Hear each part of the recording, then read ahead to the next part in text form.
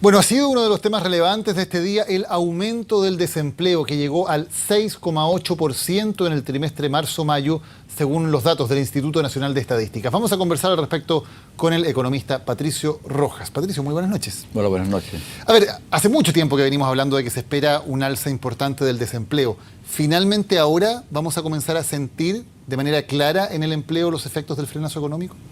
O sea, sí, yo diría que primero el número probablemente sorprende por el salto del 6,4 al 6,8, pero yo diría que era bastante anunciado que en esta época del año la tasa de desempleo iba a tender a subir. Incluso los números que se esperan para los momentos más complejos, que pueden ser los meses de julio y agosto, la tasa de desempleo tiene que superar el 7%, y hay algunos que hablan del 7,5% hasta el 8%. Pero claramente este es un antecedente que indica que el dato de mayo puntual, porque este es un promedio móvil, tiene que haber saltado por sobre el 7%. Yo calculo del orden de un 7,3% en el mes propiamente mayo.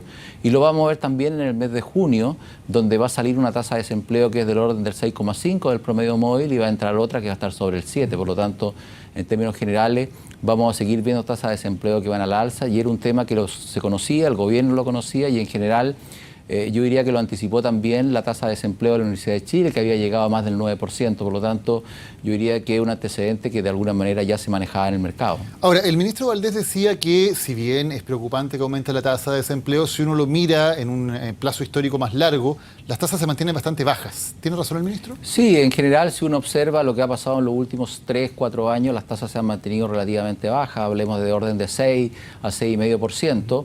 Ya, pero esto está en un contexto en que la tasa de crecimiento de la economía está por debajo, puntualmente en estos meses, del orden entre el 1 y el 1,5%.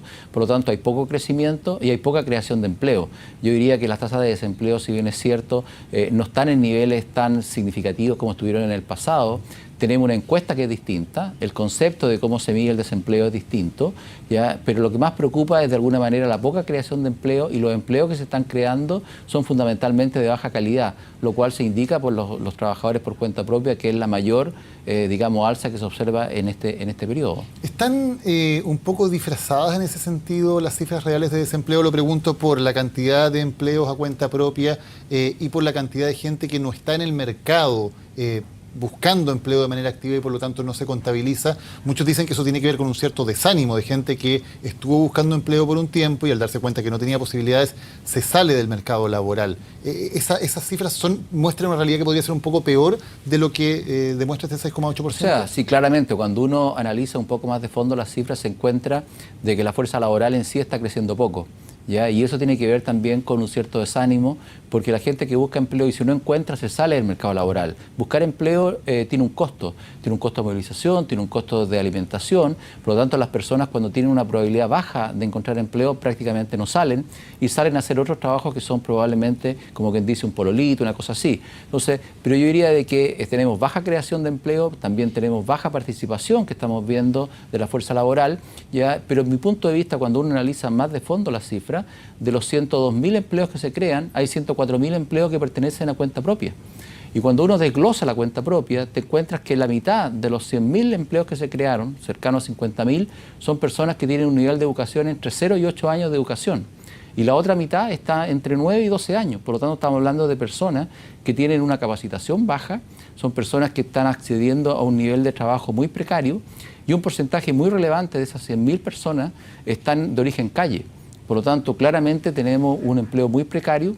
El empleo asalariado, que es el empleo que tiene contrato, que tiene detrás ciertas leyes sociales, cotizaciones, etcétera, prácticamente durante el mes de mayo se destruyeron empleos asalariados. Por lo tanto, tenemos una situación en que la creación de empleo es baja y adicionalmente el empleo que se crea es de baja calidad. Cuando hablamos de estos empleos por cuenta propia, de personas de baja capacidad, porque por ejemplo tienen pocos años de educación, concretamente, ¿de qué tipo de empleo estamos hablando? Estamos hablando, por ejemplo, de personas que están en el comercio ambulante, personas que participan, por ejemplo, han instalado un carrito, por ejemplo, en el centro y que venden jugo, ¿ya?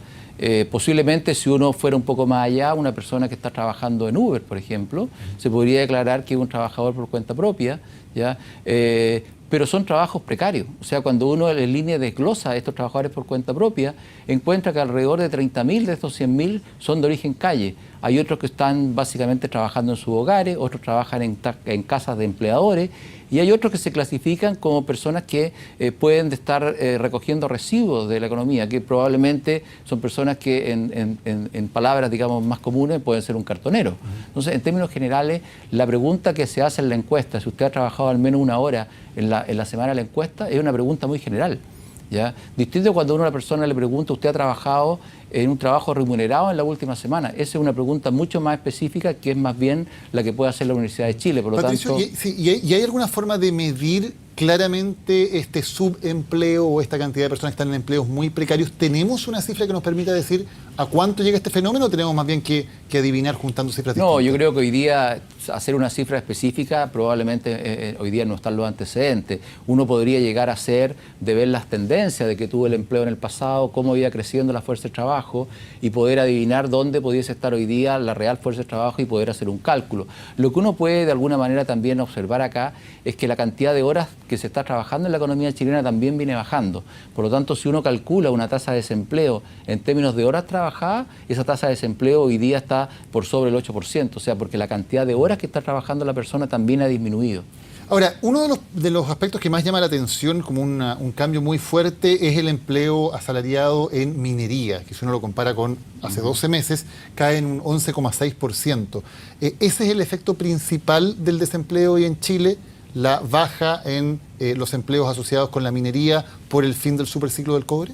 Bueno, ese es un sector y se nota fundamentalmente en algunas regiones. Si uno mira la tasa de desempleo en la segunda región y en la tercera región, estamos hablando de tasas de desempleo que superan el 8%, por lo tanto, que son las mayores de Chile. Eso no solamente afecta al sector minería, sino que también afecta todo el impacto agregado que tiene esos sectores en esas regiones. Afecta a los servicios de comercio, afecta a los servicios financieros.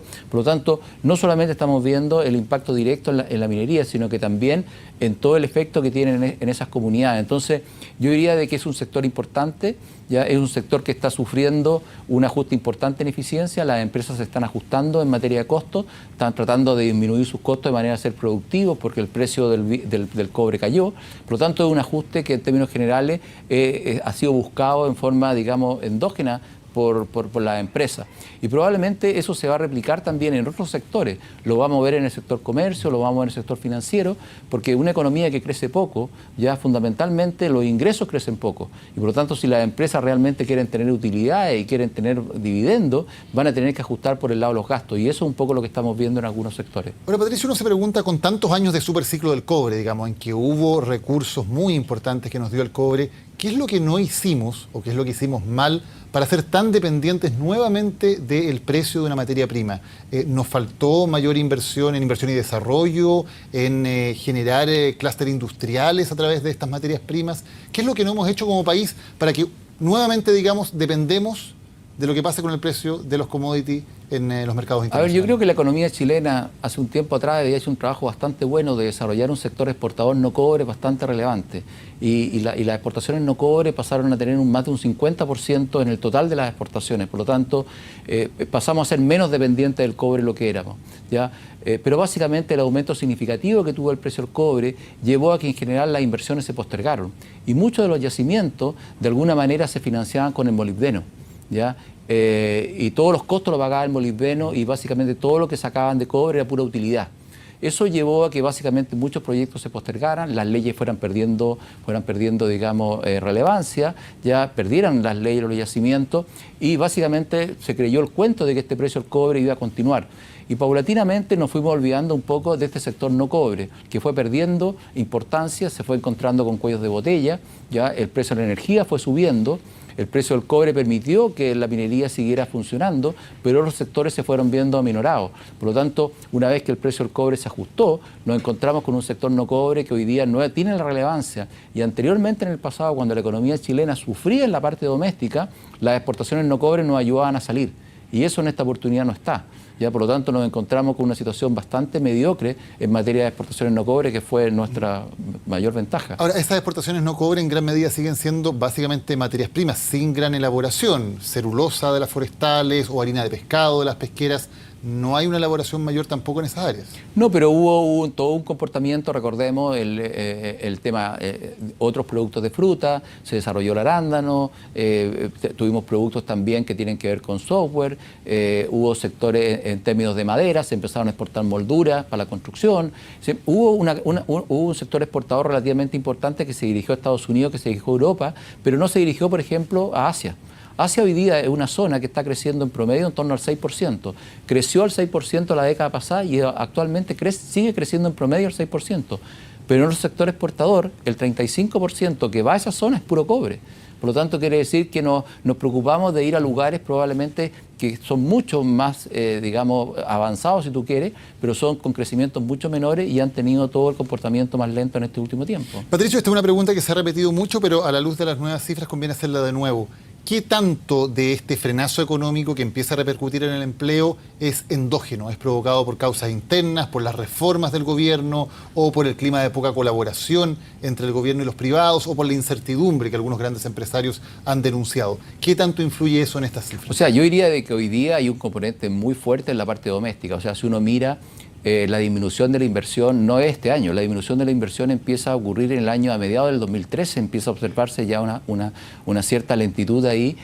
Los datos negativos comienzan en el 2014-2015, ya algo tiene que ver la situación internacional, tiene que ver con la menor inversión en la minería, pero posteriormente nos hemos encontrado una gran cantidad de incertidumbre primero por la parte de la reforma tributaria, la reforma laboral que hasta el día de hoy de alguna manera se discute, y toda esa incertidumbre de alguna manera tiende a postergar decisiones. La mejor decisión que puede tomar un empresario frente a un escenario de mayor volatilidad es postergar su decisión. La opción de esperar se vuelve muy rentable.